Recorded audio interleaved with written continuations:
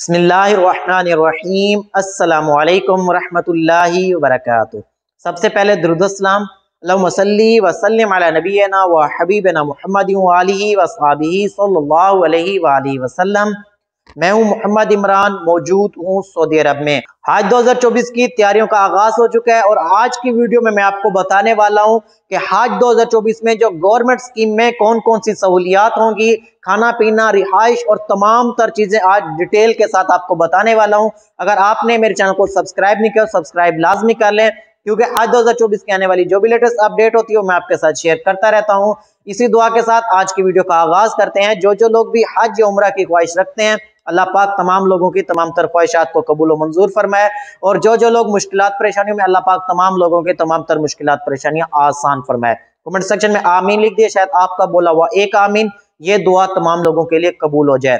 तो जैसा कि हज 2024 की कीमत का ऐलान हो गया है और इसमें एडिशनल बताया गया है, जो सहूलत आप लेना चाहते हैं तो वो ले सकते हैं। और जो कीमत का ऐलान हुआ है तो इसमें बताया गया कि अगर आपके इजाफी कीमत बचेगी तो हज के बाद जब आप वापस आएंगे तो आपको वो मिल जाएगी। हज की एप्लीकेशन के बाद आपके बाकी तमाम तर प्रोसेस मुकम्मल होने के बाद आप हज के लिए जैसे रवाना होंगे तो उसके लिए आपकी एयर टिकट है। एयर टिकट में आपको इकोनॉमी क्लास की एयर टिकट मिलेगी। हज 2024 में जो आपको मिलने वाला वीजा है वो 40 से 45 दिन का होगा। अब इसमें जो शॉर्ट वाले जा रहे हैं तो उनका शॉर्ट डेज का ही होगा, और जो लोग 40 से 45 दिन के लिए जा रहे हैं तो उनका 40 से 45 दिन का वीजा होगा। और सऊदी वीजा बायो ऐप के जरिए आपको फिंगरप्रिंट मुकम्मल करने होंगे। फिंगरप्रिंट के हवाले से मैंने एक डिटेल वीडियो ऑलरेडी बना दी है और इंशाल्लाह बहुत जल्द जैसे फिंगरप्रिंट होते हैं और अगर किसी को मसला मसाइल होगा तो उस पर भी इंशाल्लाह बहुत जल्द वीडियो बना दूंगा। और उसके बाद वैक्सीनेशन है। हज 2024 में आपको वैक्सीनेशन जो आपका हाजी कैंप होगा वहीं से ही करवानी होगी।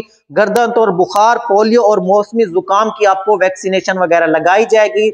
और आपकी जो हज की फ्लाइटें होंगी उनसे 10 दिन पहले आपको कॉल या मैसेज आएगा, आपने हाजी कैंप में जाके अपनी वैक्सीनेशन मुकम्मल करवा लेनी है। हज 2024 में हुजाज की तरबियत के लिए भी हाजी कैंप लगाए जाएंगे और आपके हर अजला में और आपके जो शहर होगा उसके नजदीक आपके हाजी कैंप आपको मैसेज और कॉल के जरिए इन्फॉर्म किया जाएगा।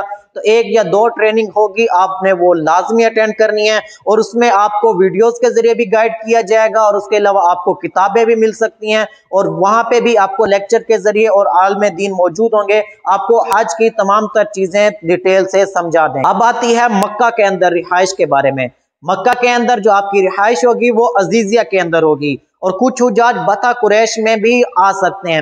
अब बता कुरैश और अजीजिया बिल्कुल आस पास ही है, ये नहीं है कि बता कुरैश करीब है या अजीजिया दूर है। इन अजीजिया का और बता कुरैश का जो हरम से फासला है वो तकरीबन 7 से 8 किलोमीटर है और वहां पे जो एक रूम होगा उसके अंदर 4 से 6 लोग हो सकते हैं। और जिनने अलग सेपरेट रिहाइश लेनी होगी एडिशनल, अगर आपने पैसे पे कर दिए हैं तो वहां पे अगर रूम मौजूद होंगे तो आपको वो रिहाइशें भी मिल जाएंगी। कि जो रिहाइश होगी उसमें कमरों के अंदर फ्रिज की सहूलत होगी, वाईफाई की सहूलत होगी, कमरे में चाय बनाने के लिए जो इलेक्ट्रिक केटली होती है वो भी मौजूद होगी, बिल्डिंग के अंदर वॉशिंग मशीन भी मौजूद होगी, आप चाहें तो अपने कपड़े वगैरह खुद भी वॉश कर सकते हैं। 2 दिन के बाद आपके बिस्तर और तकिया वगैरह का जो चादर है उसको भी तब्दील किया जाएगा। सफाई के लिए 24 घंटे वहां पे आदमी मौजूद रहेंगे और उसके अलावा मुआविनीन हज भी आपके साथ वहां पे 24 घंटे मौजूद रहेंगे।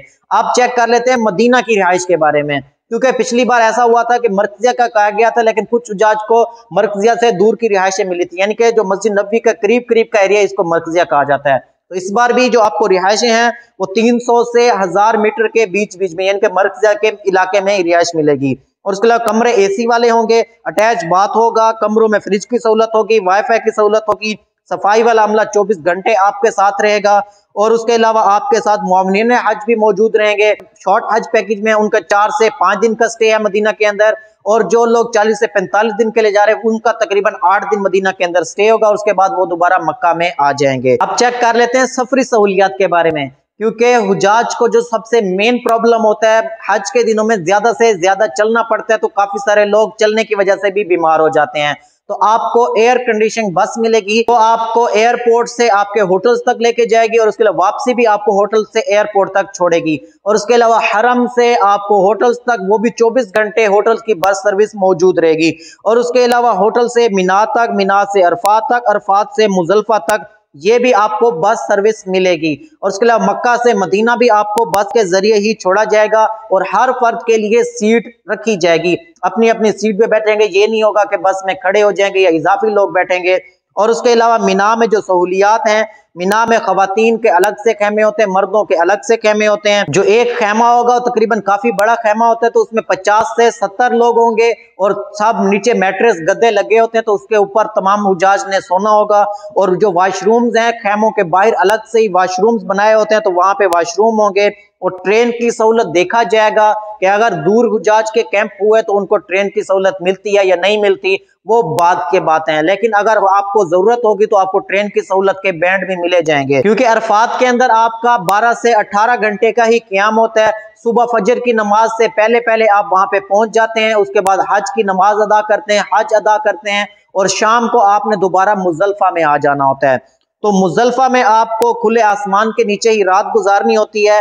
लेकिन वहां पे यह है कि सऊदी हुकूमत ने वाशरूम्स वगैरह बनाए होते हैं, और वहां पे खाने पीने के भी काफी सारे इंतजाम होते हैं, यानी कि लोग बहुत ज्यादा बांट रहे होते हैं। होटल्स वगैरह इस तरह की चीज नहीं होती, तो आपने अपना इंतजाम बंदोबस्त खुद ही रखना है, और मैट्रेस और ये तमाम तर चीजें भी आपने खुद ही अपने साथ रखनी है। मुजल्फा के बाद फिर आपने मिना में आ जाना होता है, तो मिना में अपने तमाम तर मनासिक को मुकम्मल करना होता है। तो अगर आपके फ्लाइट्स का शेड्यूल आ जाता है तो आप वापसी अपना पाकिस्तान आ जाएंगे, और अगर मदीना की आपकी रवानी की मदीना चले जाएंगे, वरना आपकी मक्का होटल बिल्डिंग में आपकी रिहाइश में आप वापस चले जाएंगे। अब खाने पीने की सहूलियात को देख लेते हैं। मक्का के अंदर आपको 3 टाइम का खाना मिलेगा, और होटल की जो डाइनिंग होती है वहीं पे ही खाना मिलेगा, अलग अलग रूम्स में नहीं होगा। और रूम्स में अक्सर लेके जाने की इजाजत भी नहीं होती, तो आपने वहां पे डाइनिंग में जाके अपना खाना पीना खा के और दोबारा अपने रूम्स में आ सकते हैं।